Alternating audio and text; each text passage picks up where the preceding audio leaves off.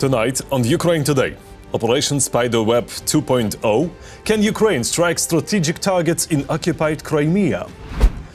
Alarming news from North Korea. Pyongyang starts supplying drones to Russia.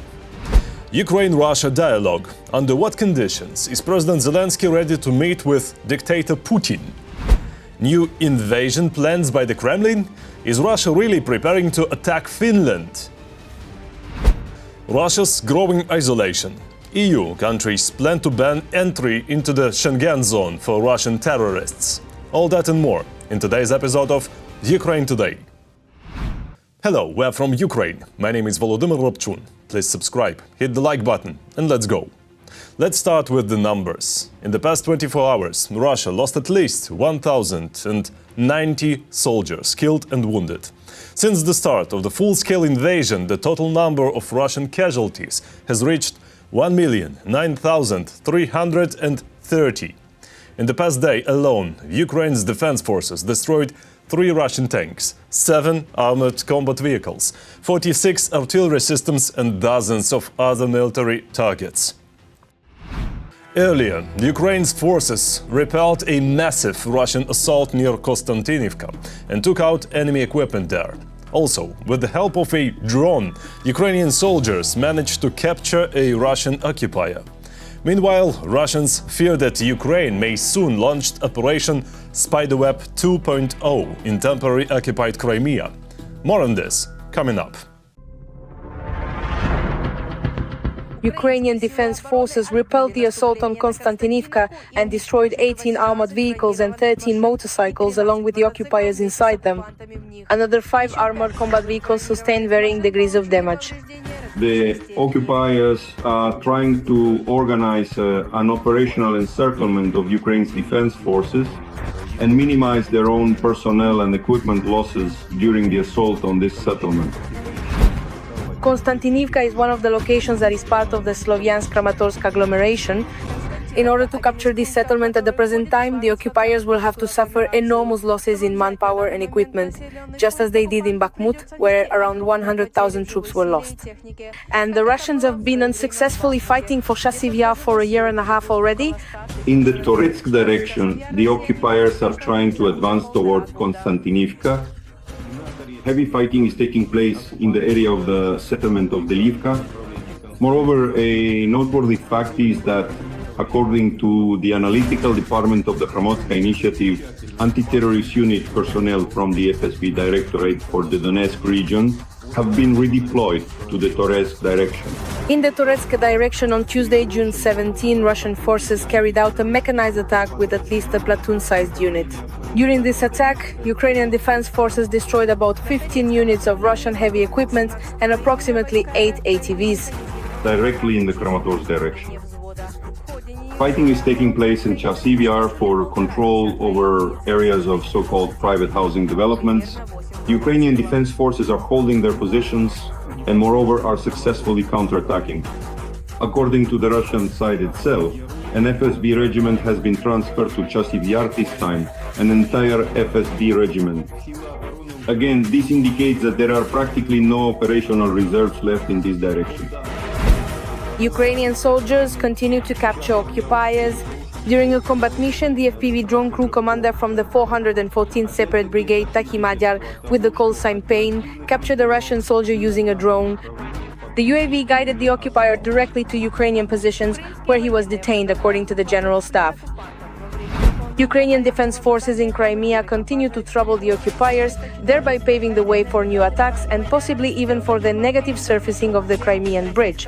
It is no coincidence that after the successful drone attack by the main intelligence directorate on air and missile defense systems, a large-scale strike was carried out using aerodynamic and aeroballistic weapons against Russian aerospace forces air bases located in occupied Crimea. Moreover, strikes were carried out simultaneously on airfields in Jankoy, Saki, and accordingly in Sevastopol. In addition, strikes targeted the permanent deployment points of personnel and ammunition depots. The amount of equipment in the occupiers' warehouses is also decreasing even without strikes by the defense forces. According to estimates by Western intelligence agencies, by the end of 2024, the Russians had 3,500 tanks of various modifications left, around 4,000 infantry fighting vehicles and 5,000 armored personnel carriers. For comparison, in 2021, before the start of Russia's full-scale invasion of Ukraine, there were about 6,000 tanks, 7,500 infantry fighting vehicles, and around 10,500 armored personnel carriers recorded in the warehouses. Despite its less than ideal situation, Russia continues to throw out crazy ideas, and in some cases, though, unsuccessfully tries to expand the front line. The Kremlin dictator has repeatedly hinted that Odessa is a Russian city. However, we can say with confidence, Odessa is out of Russia's reach. Ukraine's defense forces control the territories of both Mykolaiv and Kherson regions.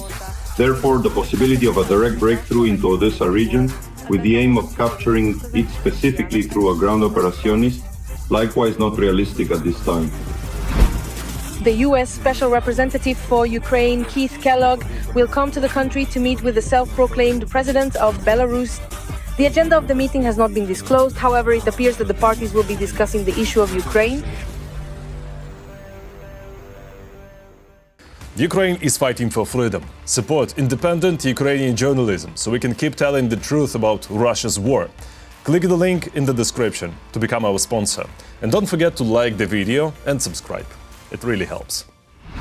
Russia continues to violate agreements on the exchange of prisoners of war and the return of bodies. For example, under the pretense of handing over the bodies of Ukrainian soldiers, they sometimes send corpses of their own troops. Here's one case. Ukraine received the body of a Russian soldier. He had a Russian passport, a military ID and other documents. Turns out his family began searching for him back in late March, after he went missing in Donetsk region. Apparently, the Kremlin is trying to hide the scale of its losses and, of course, mess with the Ukrainians emotionally. Ukraine will send these bodies back to Russia. Meanwhile, President Volodymyr Zelenskyy says he's ready to talk with Putin. According to Zelenskyy, any format of meeting is possible, as long as it's with those who actually make the decisions. We need a real ceasefire, we need a real end to the war. Ukraine is ready to meet at the highest level, and by that I mean the level of real decisions. I am ready to meet in any format with those who actually make the decisions and have the proper authority, including Putin, even though he's overstayed his constitutional powers by at least 3 terms. And ideally, we should end this war during current President Trump's term. I'm really counting on his help. I'm really counting on the influence of the United States. That's what could truly make a difference. Sanctions are needed, diplomacy is needed, security is needed, glory to Ukraine. A night of terror, Russians launched dozens of kamikaze drones at peaceful Ukrainian cities. Odessa, Kharkiv and the Sumy region came under fire. In Odessa, more than 10 hits were recorded. Massive fires broke out. Residential buildings were damaged. 1 person was killed, 14 others injured. In Kharkiv and nearby areas, 4 people, including 2 minors, were wounded in Russia's massive attack. Apartment buildings, private vehicles and warehouses were damaged. In the Sumy region, Russian attacks caused fires in private homes, but fortunately, no one was hurt. Once again, we are seeing painful parallels between Ukraine and Israel. And the cast of characters? All too familiar. Iran hit the city of Beersheba. Civilians were injured. In response, Israel is targeting military sites in Iran. And guess who's rushing to defend Tehran? That's right, Putin. Russia's war in Ukraine? Look for Putin, Iran and North Korea. War in the Middle East? Again, Iran and Putin. Here's what Ukraine's president had to say. This is the only thing Putin and his Russia actually do well, killing and destroying, and that's exactly what connects Russia with regimes like the one in Iran or North Korea. Right now, Russia is trying to save Iran's nuclear program. There's no other way to interpret their public statements and behind-the-scenes actions. When one of their allies loses the ability to export war, Russia suffers and tries to step in. It's cynical, and once again it proves that we cannot allow aggressive regimes to unite and become partners. Since we have mentioned North Korea, here's some alarming news. Pyongyang has started supplying drones to Russia, and unfortunately, it's not just one model. Plus, North Korea's powerful military industry can produce UAVs in massive quantities. Details coming up next. Against the backdrop of a protracted war and growing international isolation, Russia continues to frantically search for allies. And of course, at the top of the list is North Korea, another pariah that couldn't care less about sanctions and rules. It can quite reasonably be said that it was North Korea that prevented Russia's defeat in this war. According to the South Korean Joint Chiefs of Staff, Pyongyang is preparing new military aid for Moscow. In addition to kidney meat and shells kamikaze drones, and not just ready-made ones, but assembled using technologies that Russia itself provided. A comprehensive assessment of numerous intelligence reports shows that North Korea is preparing either to rotate or to increase the number of its troops in Russia. At the same time, it is supplying 240mm rocket launchers and 170mm self-propelled artillery systems. There are also some indications that the North is moving toward the production and supply of kamikaze drones, which first became known during Kim Jong-un's on-site inspection in November. In North Korea's arsenal, there are visual copies of the Israeli Harop and Hero 400, Chinese clones of the American Global Hawk, as well as domestically developed drones with C-shaped wings. They strike armored vehicles, radar stations, light targets, and even motorcycles. But North Korea's main advantage is its cheap labor force. The Kremlin only needs to give the command attack, and the factories will start up with even greater output. Russia acts according to a military doctrine where artillery barrages play a central role, where overwhelming volume and force must be employed. We saw this in Chechnya and in Syria, and Russia simply does not have the industrial capacity to produce as many shells as it needs. It relies on North Korea. Putin and Kim Jong-un are not striving for uniqueness. Their goal is mass participation. And here, the Shaheds, which Russia has already adapted for its own use, become the perfect foundation. Cheap plastic with a lawnmower engine. In North Korea, there is a harsh dictatorship where a large number of workers essentially work for food. People have no choice, so launching drone production under such conditions is just a matter of logistics. Moreover, Russia is likely able to finance the process and transfer the necessary technologies to Pyongyang. And profit is not important for the DPRK either. Pyongyang's economy has long been mobilized. Factories are built not for business, but by order. If they are told to mass produce drones for Putin, they will do it and very quickly. And this is not just a hypothesis. Even now, Russia is supplying components, technical documentation, and, in the future, software. Given that Russian Shahid production is spread across several locations and requires logistical resilience, the DPRK could become its backup engine, without breaks and without unnecessary questions. Against this backdrop, the threat from Russia is growing not only for Ukraine in the form of even more massive and brutal attacks, but also for European countries, which the Russian dictator has long set his sights on. Moreover, North Korean instructors have already been spotted at Russian training grounds near Kursk. They are not just learning, they are absorbing Ukrainian combat experience in order to later integrate it into their own production processes. And this merger already has its own logistics. From September 2023 to March 2025, analysts tracked 64 sea voyages from the North Korean port of Rajin. Russian container ships Angara, Maria, Mia 1 and Lady R were shuttling to the ports of Vostochny and Danube. On board, they carried artillery shells and mortar mines. According to estimates, up to 16,000 such containers were transported. The counting methodology only took into account containers that were visible on the ship's deck or on the pier. In other words, containers that might have already been removed could not be seen. So this is a very limited estimate of the volumes. There is no doubt that North Korea has sent its munitions to Russia. Otherwise, Russia would have had no reason to make a deal with the DPRK. If they only needed a small amount of ammunition, they could have turned to any other country. But only North Korea can provide Russia with such a large volume. Putin's backup engine in the form of North Korea is not just running, it's gaining momentum every day. Pyongyang is no longer limiting itself to supplying shells and missiles. It is ready to become a full-fledged industrial drone factory for Putin's war.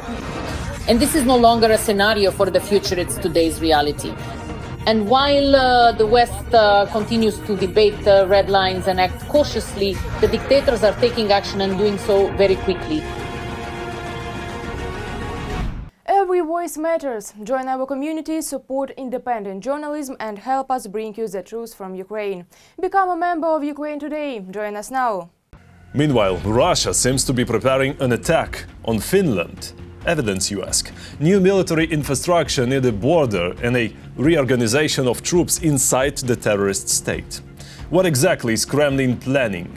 We'll tell you in our next report. Finland is sounding the alarm. Russia is significantly increasing its military power right at NATO's borders. Satellite images show a Russian military settlement. Russia is building a garrison in Kandalaksha for an artillery brigade. This is the first concrete sign of a permanent increase in troop numbers near the Finnish border. Satellite photos show how last winter Russia began large-scale construction work in a closed military settlement near the border with Finnish Lapland. In addition to the artillery brigade, the Kremlin also plans to station an engineering brigade here in the Murmansk region, thereby creating yet another point of tension at the borders of the North Atlantic Alliance. The use of political pressure on NATO countries, but primarily on Finland and Sweden. The Russian Federation is making it clear that the expansion of NATO's borders will accordingly be perceived by the Russian Federation as an encroachment on its zones of military and political influence. At the same time, satellite images show activity, modernization and expansion of nuclear forces in Kaliningrad, Belarus and in the north of Russia. It should also not be forgotten that in February 2024, the Russian dictator signed a decree to re-establish the Leningrad military district. Just recently, it became known that the district is being expanded with the deployment of a new 71st Motor Rifle Division based on the 200th Separate Motor Rifle Brigade, whose area of responsibility includes Finland, the Baltic states and Sweden. The Russian Federation mistakenly believes that the Baltic Sea is almost an internal sea of the Russian Federation.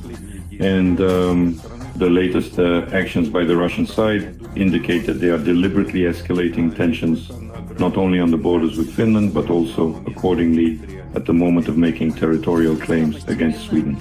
Moscow is gradually and confidently increasing its military presence, as well as acts of sabotage and provocations in the Baltic region.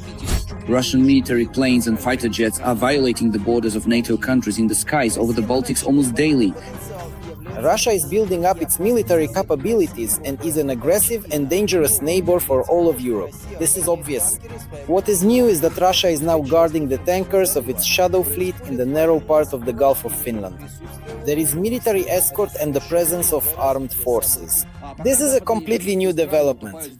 Meanwhile, as Western European countries drown in bureaucracy and disputes, Russia's northern European neighbors are taking a much more pragmatic view of the threat. Finland, by decision of its parliament, has withdrawn from the Ottawa Convention banning anti-personnel mines. Previously, the same decision was made in Poland, Latvia, Lithuania and Estonia. The reality in the end is this. It must be emphasized that our neighbor is, without any exaggeration, an aggressive imperialist Statonomly Russia, which itself is not a party to the Ottawa Treaty and, in a particularly ruthless and calculated manner, uses anti-personnel mines in its military operations. Looking at Ukraine as an example, Russia's neighbors know if Putin and his gang are shouting ever louder about the absence of threats and Moscow's unwillingness to fight with its neighbors. Once a well-known Nazi propagandist said, the more unbelievable the lie, the faster people will believe it. This legend that Russia is planning to attack Europe, NATO countries, that is exactly the kind of unbelievable lie they are trying to make the people of Western European countries believe. I believe that this is absolutely irrational and pointless, that's all. And of course there are no threats coming from Russia. It's just nonsense. So, the Kremlin's already preparing for war, including on the information front, trying to pull the wool over the eyes of European citizens. EU countries are planning to ban entry into the Schengen zone for members of Russia's army who fought against Ukraine. That's according to Estonian media. The initiative involves Baltic states, Nordic countries and Poland. And the ban will remain in place even after the war ends. We're talking about hundreds of thousands of Russians. That's all for today. Thank you for being with us. We read your comments and feel your support. Strength to Ukraine's defenders. Glory to Ukraine. Don't forget to like, subscribe, and see you next time.